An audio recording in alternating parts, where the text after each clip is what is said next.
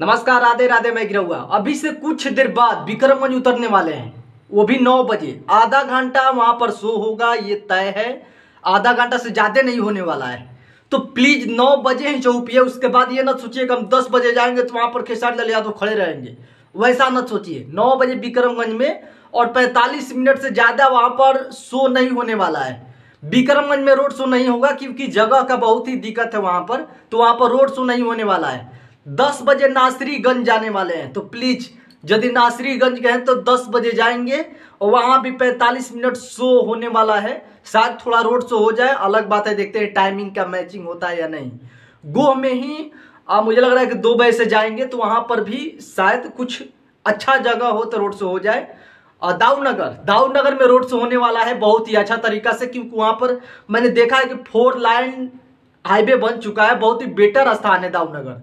तो वहां पर ये सब शो होने वाला है, रोड शो हेलीकॉप्टर के द्वारा भी होगा।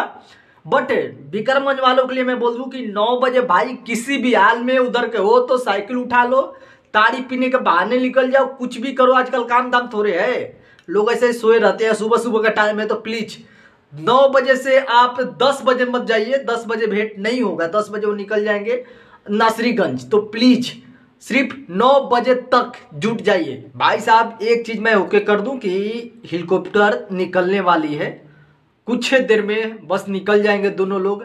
9 बजे तक के आप विक्रमगंज के हो, तो 9 बजे से लेकर 9:30 बजे तक आप वहां रहना, क्योंकि 9 जैसे ही 45 या 40 होगा वहां से हेलीकॉप्टर खोलेगी और नासरीगंज मैदान में वो जाने वाली है। तो प्लीज मैं कहूंगा कि ये वेट मत करना कि विक्रमगंज खेसारी लाल यादव आ रहे हैं तो वहीं 4 घंटा रुकेंगे, 3 घंटा रुकेंगे, वैसा कुछ होने वाला नहीं है। आधा घंटा 45 मिनट वो शो होगा, दोनों लोग एक साथ होंगे, प्रचार करेंगे, क्योंकि 6 जगहों पर रैली करना है, तो आज भर दिन रैली ही करना है उनको।